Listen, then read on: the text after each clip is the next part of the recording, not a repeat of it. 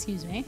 Let's say you tend to only go out to eat on the weekend. So let's say you're pretty rigid with your meals and structured with your meals and very accurate because you're weighing all these things yourself Monday through Friday afternoon, and then your weekend meals start on Friday night. You need to recognize that that rigidity has a purpose in that it's allowing you to have a little more flexibility on the weekend, in the sense that if you don't track those other things on the weekends perfectly, it is not the reason why you're not going to see progress. If that turns out to be the case, that's where the data that you're collecting with your coach over time, like we can take a step back and zoom out and kind of like ask that question.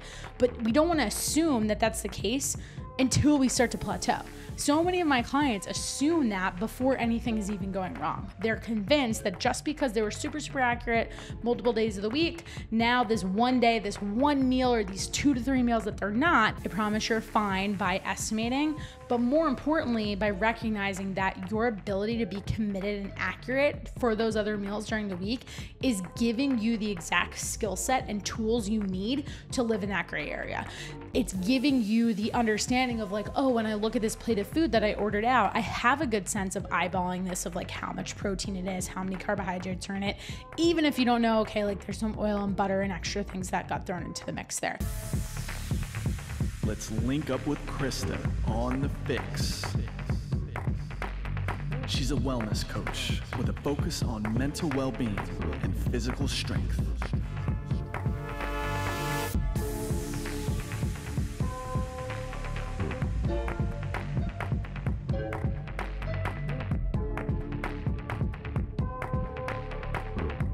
What's happening, Fix listeners? Welcome back to our latest episode. I'm your host, Krista Huber.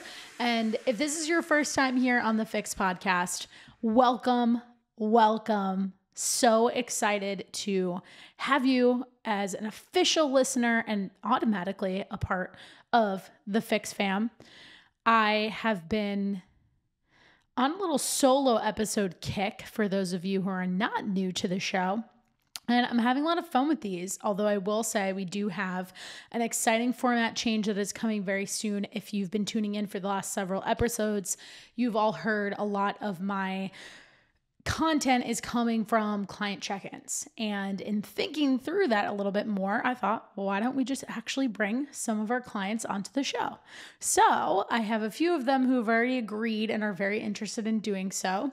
And you can expect to put some faces and some names behind the stories that I get to share. And I think it's just going to be a really fun opportunity to share more about the Fitness Fix community, who are the faces that make it up, and who are the incredible women and men that we are just honored to be able to serve and work with and help lead their best and healthiest lives every single day. So know that that is coming very soon. But in the meantime, this episode is going to be about me and my learning lessons that I have had in the last several years, but even just in kind of looking back on my fitness and nutrition journey as a whole. A couple weeks ago, we had a group nutrition coaching call. We hold them every single week for our one-on-one clients. And in that conversation, we started talking about what it was like to kind of be like a newbie to lifting versus somebody who's been at it for a long time.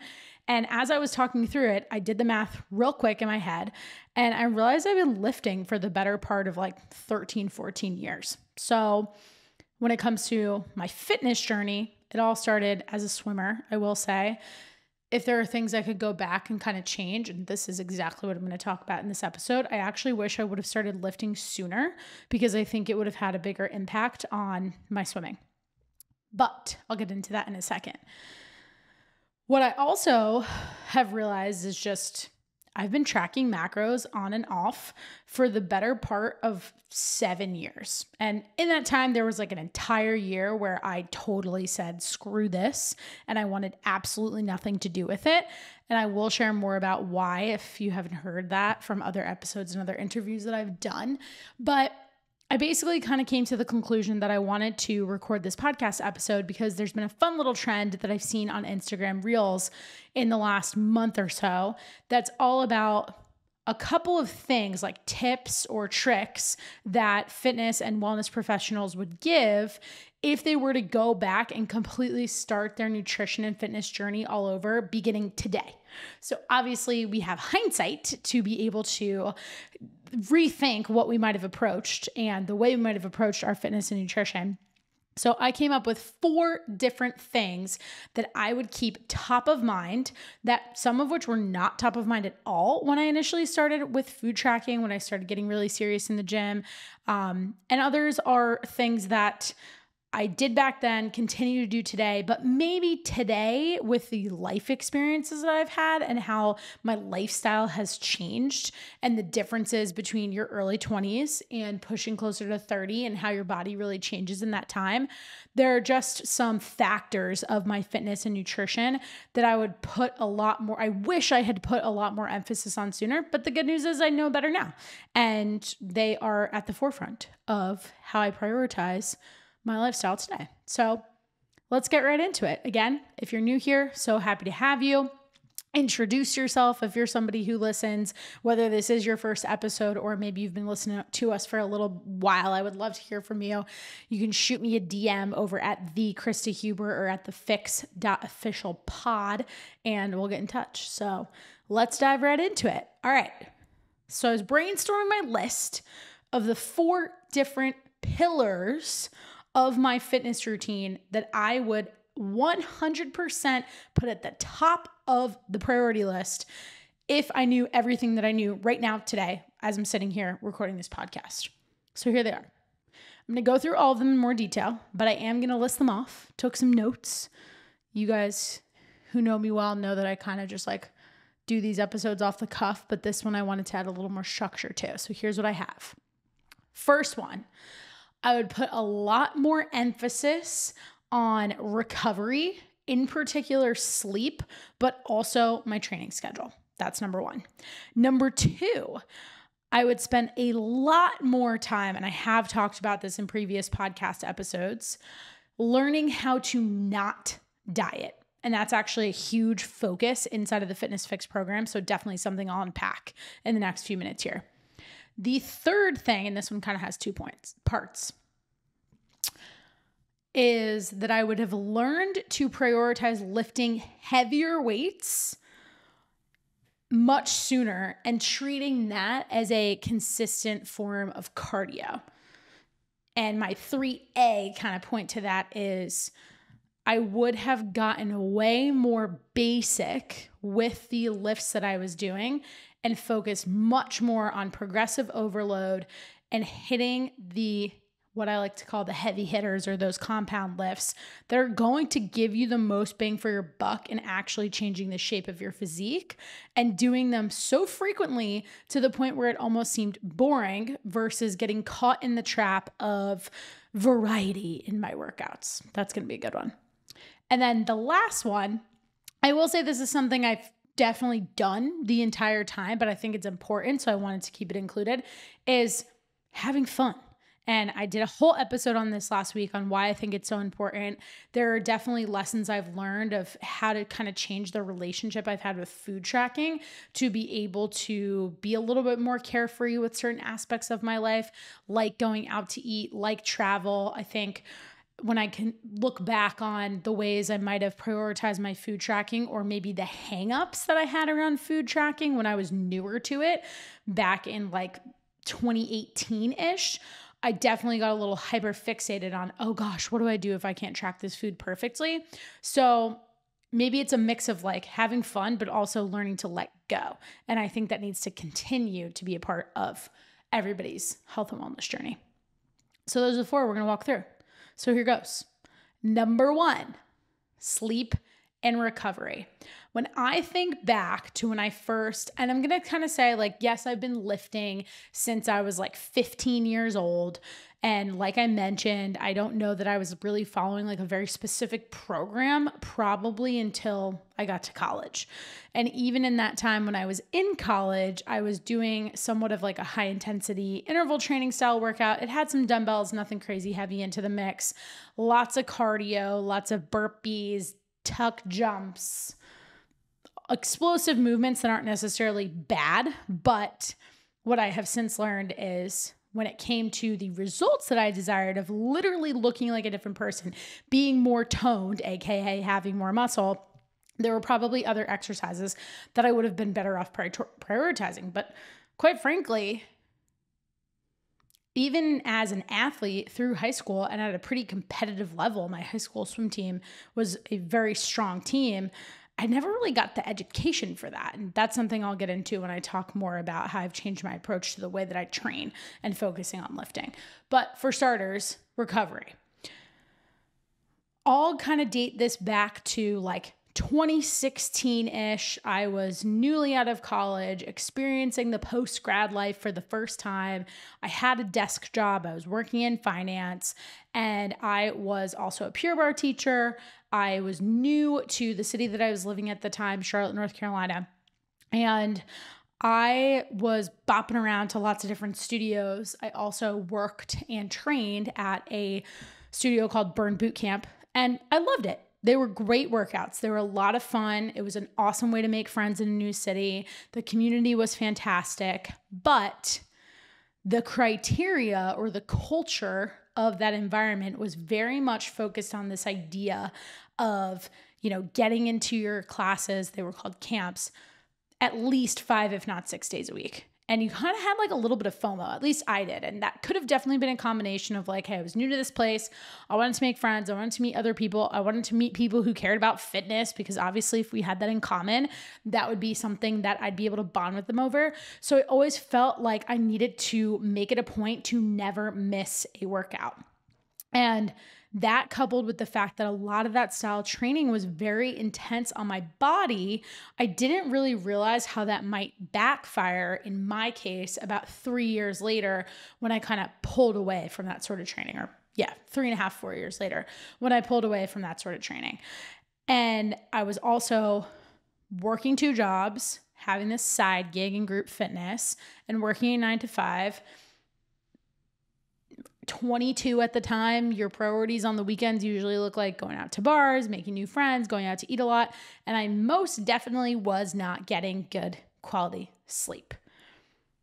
I'm not always the best, even today, when it comes to sleep, but I can at least say that I understand the importance of it and how much it impacts my training. So if you're somebody who, even if you're new or not, just use this episode as like inventory to see, do I prioritize these things? And if you don't, I can tell you that you're leaving a lot on the table, and honestly, a lot that's almost quote unquote easy because it's so foundational. And that's the whole reason why, if I were to go back and start over today, I would just focus very specifically on these aspects of my fitness and my nutrition. So sleep is 100% one.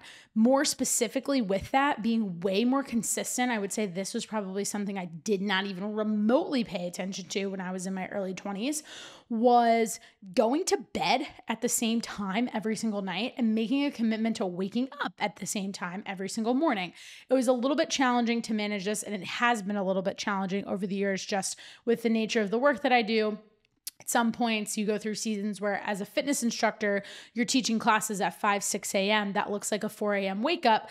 And there were way too many times where I would not go to bed until after 11 o'clock at night. And it had a lot to do with just like, I wanted to do all the things. I didn't want to miss out. I was juggling a lot, both personally and professionally.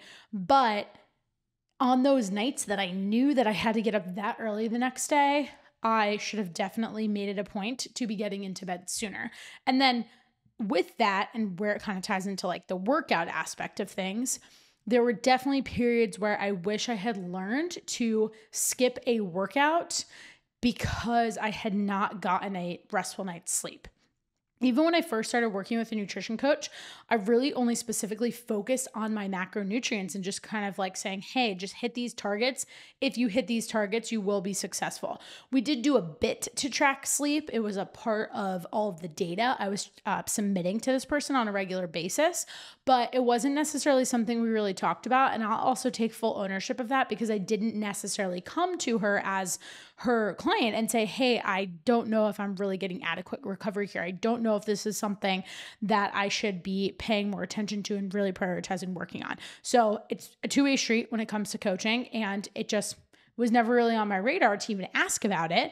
And I didn't necessarily think it was a problem because I was seeing results. I wasn't at a point where I was stuck when I had first started working with a coach and just had this brand new exposure to macros. Things kind of happened for me pretty quickly. But what I didn't consider was when I was 20 something, I could get away with things a little bit more easily, that I didn't necessarily need to put so much of an emphasis on some of these other factors, like the way I was recovering and the way I was prioritizing getting to bed on time, along with the types of workouts I was doing, food quality, all the other stuff. I also think, if I do think back to even like my early swimming career, I definitely dealt with a few different injuries. And so I'll put in this recovery bucket before I move on to the second point around learning how to not diet and moving into the nutrition piece for a little bit. But I had a few injuries, and I had periods where I was in physical therapy. I remember right out of college, I had an issue with my knee that was just like really nagging me and wouldn't go away. And in that same vein of not really being recovered, I was so anti activities like yoga or a meditation and qualifying that as a workout.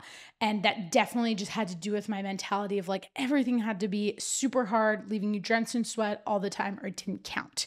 So I now see the impact that has on you from a mental perspective, and just the ability to reduce stress in your life and letting go of things, like we'll get to when we talk about the fun aspect of all of this. So something I've now been able to incorporate into my routine, I would say I kind of found a new like appreciation for this maybe in 2021, 2022, is spending more time in activities like yoga, making it a point to do mobility exercises for the first 10 minutes every time I walk into the gym, and foam rolling, doing them for 10 minutes at the end of every single workout, and not skipping on those aspects of my training because they serve you in lots of different ways. From the recovery aspect, you are then able to perform at a much higher rate when you are training. And ideally, if you're pouring into the recovery bucket just as much as you're pouring into that training bucket, you should be able to see better results without necessarily having to work harder, right? Because I mean, you could say, yes, it's more time spent on the mobility aspect, but it's also something that's going to make you feel good. And it's also something that is functional in the rest of your life when you're thinking about longevity, when you're thinking about how are you going to mitigate injury in your 40s, 50s, 60s, and beyond? How are you going to be that person that's still in the gym well into their 70s and absolutely crushing it? So those are things that I think, you know, being wrapped up as a 22-year-old and only like the here and now in that exact present moment, you just don't really think about that. And you just believe that there are a lot more things that you can, like I said, kind of get away with. So that would be number one. And that is something that now I have recommitted to taking much more seriously, but it'll always be an area that I know I need to work because I'm definitely the person who, when I get certain ideas, I find, and I shared this on a group coaching call just 2 weeks ago as well, I find a lot of times I can be a little bit more creative at night, and I have to force myself to unplug from my phone, from my computer, my camera, because otherwise I kind of use that time to get going on things, and then my brain gets going, and it makes it that much harder to get into a sleep routine. So I've really relied on meditations, have loved using the Calm app. I recently got the Oura Ring and have been using that to track my sleep. I will say it's not necessarily telling me anything I don't realize, but it's because I'm aware that my sleep is a bucket that needs work. But it's great to have that data, and it also has a fun little meditation app aspect built into it too. So I like listening to those to kind of relax and unwind before I go to bed every single night and just shift out of my work mode into my evening wind down time sort of mode. So that's the first thing. Second one, and I would say this is probably the most important of all four of these, because I do believe this had the biggest impact on my experience in the last 3 years, to where I did feel like I actually had to start over on my fitness and nutrition journey. And that is this concept of spending more time learning how to not diet. If you're new around here, you've not heard me say this. If you're not new around here, you've probably heard me say this many times, but I will literally say this until I'm blue in the face because I think it is one of the biggest misses when it comes to trying to lose body fat. It's a huge miss because we're all in a rush to see a certain outcome, especially when you sign up for a program. Now, this is no fault to any of the programs that I did. I literally wouldn't be where I am today if it wasn't for that me being on the other side of things, being a client and understanding the value of having a coach and the results that I saw in a pretty quick amount of time. Back in 2018 or 2017, maybe it was, the first nutrition coach I had at the time, their programs were structured for 12-week programs. So I kept signing up for things like that. I would be very successful. I'd lose 15 pounds and was super happy with the progress that I was making. I got a fantastic deep dive 101 education in understanding macronutrients, learning how to track my food, learning how to pre-plan my meals, learning why protein was so important. Everything that I still hold very near and dear to me today, I probably learned in that first coaching experience that I've had. I've had four different nutrition coaches in my experience over these last several years of understanding macronutrients, even while being a coach. So what I'll say is every time I worked with a coach at that period in my life, I'd get to the end of the 12 weeks of the program and I'd reach a goal weight or even lose more weight than I expected and think like, oh, I'm good. I can go do this on my own. But what I failed to think about was, am I okay with exiting a program in the middle of a calorie deficit? I'm talking like I was eating only about 1,300, 1,400 calories. And I would kind of convince myself that I'd be like, oh yeah, like I'll keep tracking my food so I can just like slowly work my calories back up. But here's the problem. I had no freaking clue where I was supposed to work my calories back up to, because with having been inside of one of these programs for only 12 weeks, I didn't really spend time the way we do inside of the Fitness Fix program, focusing on learning how to intentionally eat more food. And that's what we do in our fuel phase, which for most of our clients is a minimum of 3 months. And in a lot of cases is more like 4 to 5. Some of them even pushing 6+ months if they're happy with the body composition changes that they're seeing, because thanks to the fact that they're consistently eating more, they're putting on muscle, they're getting more lean and toned, and that's really what they desire. So why not do that? Like, we're looking for minimum effective dose over here. Why not get you the result with allowing you to maximize the number of calories you're consuming? I just never had that experience. And what I know now is at the time, I didn't have as many stressors in my life. And I was eating in a calorie surplus, which is why I wasn't happy with my body composition at the time. I did definitely change my relationship to carbohydrates. I was somebody who was definitely afraid of carbs and didn't want to consume them. But in just building self-awareness from tracking my food, I did learn that I was consuming a lot more calories than I realized, especially on the weekends, going out drinking, pizza, late night eats, brunch the next day, and just that cycle being recycled and repeated every single weekend, but also just having no concept for the fact that even healthy fat was pretty highly caloric.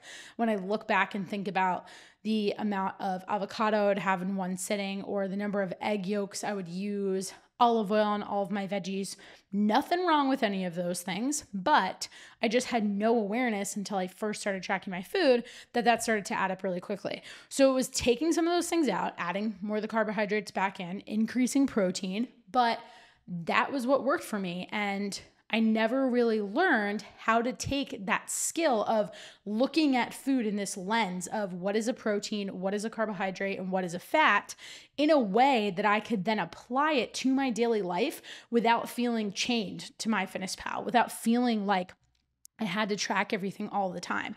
So I would kind of get to the end of these programs, tell myself that I could do it solo. I'd continue the momentum. I'd track my food for several weeks, if not months at a time. But let's say, for example, I might be ending a program like that in like April or May. Memorial Day would roll around. The summer would come up. I always feel like I want to be more social in the summertime, more going out to eat, more time spent outside, probably more likelihood for drinking alcohol. And I just wouldn't, or maybe traveling, being on the go, and I wouldn't really be as motivated to track my food. So I'd stop tracking it completely, kind of tell myself that I had enough logic to pay attention, but fast forward a few months and then I'd be getting ready to prep for some sort of event or something. And I'd be like, I really want to lose some weight here. I'd immediately go back to the coach. So there's almost two things wrapped up in this, in that it would be learning to intentionally eat more food, exactly what we do inside of the Fitness Fix, but also learning the value of the relationship that the coach plays in your life. I love when our clients come to us and ask us constantly, why do you suggest this? Why should I do this way? Why should I do that way? I just didn't necessarily, I trusted this coach and I was happy that we had this type of relationship, but I just never really thought to ask well, why are we doing this way? What might it look like if we move into that maintenance phase? Had I asked those types of questions, I know that this person would have gotten to me to where I wanted to go without those pauses and those stops and starts in between. But it just wasn't even on my radar, because I didn't understand that once I got to a certain point, if I wasn't okay with continuing the behaviors that got me to that exact point with maintaining them, I needed to find some other kind of happy medium. And I needed support. This is my personality. I needed support to execute on those strategies and finding those happy mediums. So that's definitely something I would do, which now I feel like I'm throwing in a fifth point on top of all of the four that I've shared so far. And that's, I probably would have said, I would have started with a coach even sooner. Although I've even had a personal trainer before I started on my nutrition journey. And I do feel in a lot of ways the accountability of being inside of the group fitness setting was some sort of coaching aspect that definitely filled that bucket. So maybe it's not so much of what I would have done, but if you're new to it and you don't know where to start, well, you found this podcast. So clearly you are coming to the right place when it comes to having that accountability and support. And I just can't emphasize the value of that enough. So that's the second one.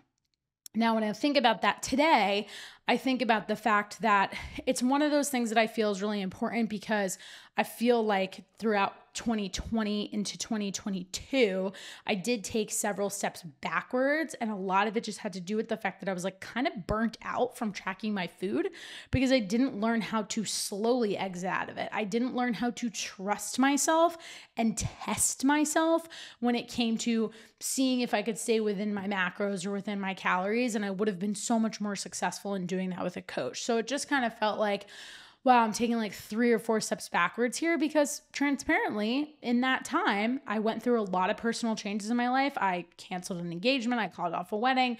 I quit my job. I moved. The pandemic was happening at the same time. The gym environment had totally changed, and I just felt completely lost. And I felt really disgusted by what I had been doing before, and just wanting to shed that layer of my life that I wanted nothing to do with it. And I felt so restricted in the approach and the relationship I had taken to macros, that I can now appreciate the fact that it was a great new beginning, because the next time I started working with a coach, I went into it with such a different lens and truthfully a much more open mind, and actually the determination to be hey, I'm going to continue this coaching relationship until I can honestly say I can do this solo. And I need you as the coach to provide me the structure to test me doing this solo. So in that regard, it's been great. Now, let's kind of shift gears over into the fitness aspect of it and talk more about the training side of things. I have always loved to lift heavy. It's just been something that was kind of natural to me. I remember when I, again, kind of going back to that timeline of when I first graduated college, I'd hired a personal trainer in Charlotte. And one of the first times we worked out together, he was like, let's just see how much you can deadlift. I had never really used a barbell. But it was something that I was interested in. I felt confident because he was right there with me. And I was easily putting up 185 the very first time that I grabbed a barbell, which was really cool. I didn't really recognize that I had that strength. And he kept saying to me, he's like, you should have a lot of raw natural strength. Now let's work on your form and really we can go get after it, which was really fun. However, I also mixed, I probably only saw this trainer once a week, maybe twice a week at certain points. And we would do a lot of really cool different exercises, movements. We'd throw in cardio into the mix. We were doing burpees and running on the treadmill and sprints and things like that. A lot of explosive movements, things with med balls, all that sort of fun stuff. But I really only did my main lifting with that barbell and learning how to back squat, learning how to deadlift, learning how to bench with him. And the rest of my training looked like lots of different group fitness classes. And what I missed the mark on was probably twofold. That if I were to tell somebody who is going to get started today not to waste their time on, is get comfortable with weight as soon as possible and focus on slowing things down, learning how to create that mind-muscle connection, being open to going into a gym and trying different machines. It's legitimately taken me up until the last 2 years. And again, I've been like consistently at this whole thing since 2016, if not way younger than that, if I throw into what I did in college and late high school from my swimming days. But I really didn't even start like using different, I was telling a client this the other day, like I really didn't even start experimenting with different machines in the gym because I felt like self-conscious that I didn't know how to move pins around or set up the seat right or something like that until legit 2 years ago. And I realized that I was just missing out on so much ability to target specific muscle groups. Now, let me be clear. That is not to say that you can just spot train things, but to really be able to maximize how much I was focusing on specific muscles and testing my strength, I was just leaving all of that on the table because for 2 reasons. I would go to these classes and everything was focused on get this done as fast as possible. So a lot of times I might compromise the weight that I was using in exchange for, okay, well, I only have X amount of time. I need to get through X amount of reps. The workout itself is only 45 minutes. And there was also just this encouragement of like, you need to keep moving the entire time and you need to be super sweaty, going hard in the paint for the entire 45 minutes to the point where you get to the end, you get to that last stretch and you're laying on the ground and you're huffing and puffing and you're dead. That criteria is not the sign of an amazing workout. I went through from probably 2021, even like late 2020, through all of 2021, where I barely even sweat when I went into the gym, but I completely changed the shape of my physique because throughout 2020, I had lost a lot of muscle, put on a good bit of body fat, had completely stopped training. And in that time, it was safe and familiar. I wanted to jump right back into that environment of like, let's go really hard every single workout, get super sweaty, be huffing and puffing, and then dead by the time you were done with the class. And I had no idea the impact that was having on me based on the fact that, like I've already shared, my sleep wasn't looking great. I'd had a lot of personal changes in my life and my stress and specifically my cortisol was already very elevated. Now, hear me when I say that cortisol is important and is very necessary. It is a tool of a hormone that you can utilize. And it's an important function in our body for pure survival. Like, if you want to survive when you're running from a bear, you do need your cortisol and your adrenaline and all those things to kick in. But mine was just in this elevated state all the time. And I had no idea that those workouts were only basically taking something that was already on fire and pouring more gasoline on top of it. So the reason why I would say that I wished if I were starting over that I would focus specifically on strength training is because everything I needed when it comes to the skills and the strength that you develop through resistance training and more, let's call it like that more traditional bodybuilding style of training would have actually made me just as successful inside of these high intensity workouts that I really enjoyed, which I then could have mixed in like once or twice a week, or maybe like every other week or 2-3 times a month. And that's kind of what I do now. Like I look at it as it's something that's really fun. I have gyms that I work with here locally in New Jersey who have that type of training option available. So when I want to get some cardio in, I'll jump in there because quite frankly, who wants to do much of cardio by themselves? But as mentioned, when I kind of laid out these 4 things at the top of this episode, what I wish I had more knowledge around from a science perspective was more on what's going to actually change the shape of your physique. That is strength training. That is having as much muscle as possible. And more importantly, you can still get your heart rate up when you're lifting weights, and you don't need to get your heart rate up to this like insanely high rate to see the cardiovascular benefits. Your body just needs to know that there's a change in stimulus. Your heart needs to know that there's a change in stimulus, and you will get the benefit that you might have, let's call it that traditional cardio of going for a run, getting on the treadmill or outside, Stairmaster, elliptical, what have you. Wrapped up in that, I would then say the shift that I've made that I would encourage somebody if they were just getting started today is to really focus on doing the same lifts very regularly. I've gotten to a point with my workouts where at minimum, I'm doing the same 2 workouts twice a week. So I'll have 2 upper body days, 2 lower body days for at least 12 weeks at a time. And honestly, you could do them for 6 months at a time, because what's really great about keeping that the same is you have a very tangible way to measure progressive overload, meaning every single week or on X amount of timeline, you're increasing the weight, you're pushing your body, and you're changing that stimulus that your body needs to respond to. But the reason why you have such a good measure of it is because it's with the same exact exercise. And maybe you play around with like the tool or the implement by switching machines, using cables, using a barbell, using dumbbells, and seeing how those things feel different for you. Changing the implement has been something that in the last 6 months, I've really, with my current nutrition coach, have gotten a lot more knowledge around and have been having fun with that. That's a way that I've added variety to a degree, because I'm not always necessarily using the same exact piece of equipment until I find the piece of equipment that I do believe I'm making the best mind-muscle connection with, that I do believe I'm therefore going to get the most out of. So if you're a busy person, I can promise you that you will be more effective with the time that you spend in the gym of only going in, having that upper and lower body day, hitting 3 to 4 exercises, 3 to 4 sets each, and getting out. You can get that same quick result, but I don't want to say with less effort. It's just a different type of effort. And it's also an effort that can better protect your body if you are someone like so many women inside of our Fitness Fix program who are being pulled in a million directions all the time, who maybe aren't recovering to the degree that they should be, who aren't necessarily getting as much sleep as they should be, and just feel like they're go, go, go all of the time.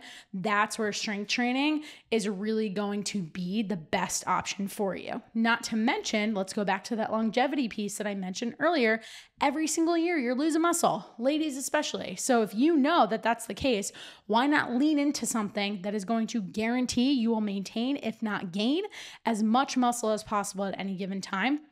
And don't fall into the trap of, oh, you need to confuse your muscles or things of that nature, because you don't.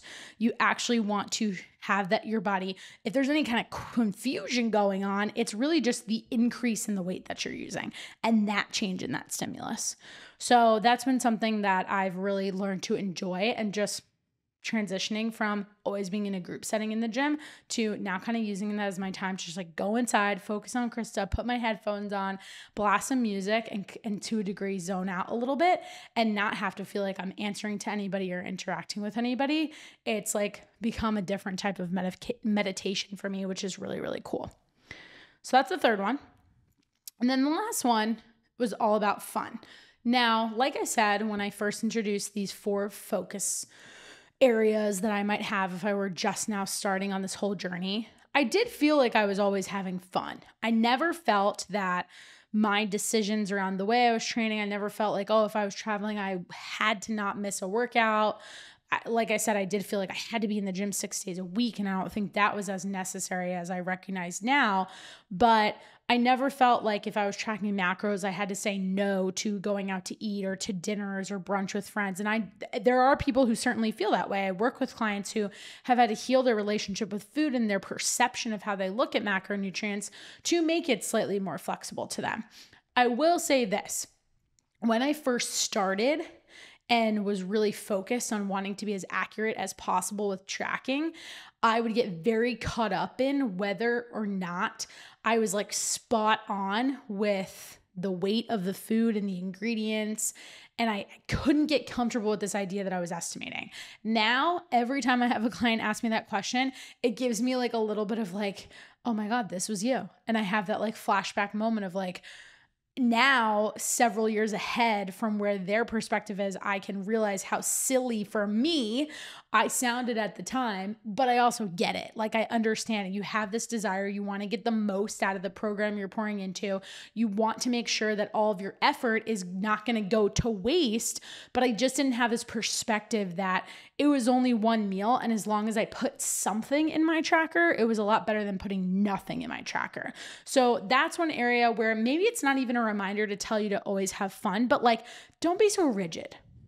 That's, I think, the better way of saying it is understanding that the whole reason why you might be rigid for most meals in the day, let's say you tend to only go out to eat on the weekends, Let's say you tend to only go out to eat on the weekends. So let's say you're pretty rigid with your meals and structured with your meals and very accurate because you're weighing all of these things yourself Monday through Friday afternoon, and then your weekend meals start on Friday night. You need to recognize that rigidity has a purpose in that it's allowing you to have a little more flexibility on the weekend, in the sense that if you don't track those other things on the weekends perfectly, it is not the reason why you're not going to see progress. If that turns out to be the case, that's where the data that you're collecting with your coach over time, like we can take a step back and zoom out and kind of like ask that question. But we don't want to assume that that's the case until we start to plateau. So many of my clients assume that before anything is even going wrong. They're convinced that just because they were super, super accurate multiple days of the week, now this one day, this one meal, or these 2 to 3 meals that they're not, that there's going to be this like really big, huge problem. And that's just not true. So I would say if I could like give anybody like this gentle encouragement that I promise you're fine by estimating, but more importantly, by recognizing that your ability to be committed and accurate for those other meals during the week is giving you the exact skill set and tools you need to live in that gray area. It's giving you the understanding of like, oh, when I look at this plate of food that I ordered out, I have a good sense of eyeballing this of like how much protein it is, how many carbohydrates are in it, even if you don't know, okay, like there's some oil and butter and extra things that got thrown into the mix there. But again, like I said, I was never the person that was like, I'm not going out at all. I'm not going to travel. I still experienced all those things and lived my life, but it's so crucial. Again, we did a whole podcast episode on this last week, and I just think it's more about just the power of letting go and being able to recognize that like nothing is actually that serious unless you choose to give it that power. And I feel like if we give things this power of being like, oh my God, this is so serious, then we usually get stuck because we're caught up in it. Our emotions get stuck inside of it, and it doesn't allow us to just kind of like take a step back and for as corny as it is, it's true. It's just like appreciate the process and appreciate the journey that you're on in life, because life is a journey. And yeah, that's a little bit cheesy, but it's just one of those things where if you're in this pursuit of health and you're in this pursuit of wellness and you know you want to make a change, you know you want to change your body, you want to have more energy levels, you want to sleep better, you want to look better naked, you want to feel more confident in your clothes, in a bathing suit, whatever it is, if you get too caught up on that could be a huge factor in why you ultimately don't get to where you want to go. So whether it's getting caught up or just remembering to have fun, that's something that maybe my relationship to that has kind of ebbed and flows over the years. But I'm happy to say that I never got to a point where I was like, oh my gosh, like I have to say no to all of these things because I'm just so committed to tracking my food. If anything, I would say the biggest and best tool that I got from forcing myself to be in these situations where I went out to eat was I totally appreciate the power of pre-planning my meals. So maybe I have a little bit more rigidity in the sense that like if I'm going to go out to eat with friends, I'll kind of take the lead and take control or make suggestions about where to go to eat, asking them, hey, what are we going to be having? If I'm going to somebody's house, looking at menus in advance. But I don't really think there's anything wrong with that. There's memes out there all the time on Instagram that I see that are like, they make fun of people who forget to eat. And I'm like, I've been thinking about what I'm going to eat on Thursday night's dinner at Tuesday morning's breakfast. Like that's totally me. And I think that's perfectly acceptable and fine. So that's everything. Again, just to kind of recap all of this here, if I were to start over today and think about this from the perspective, like, what can you do that's going to get you the most amount of result given your busy lifestyle, a busy schedule, being somebody who's got a social life, wants to work out, wants to feel their best? Look at your recovery, specifically your sleep, but also things like stress management. 2, learn how to not diet.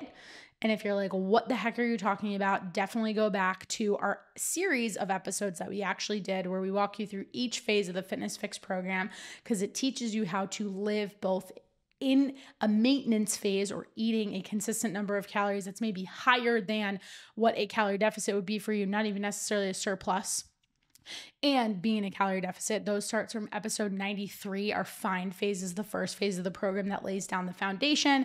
And then up through episodes 94, 95, 96, we walk you through our fuel phase, which is that learning how to not diet phase.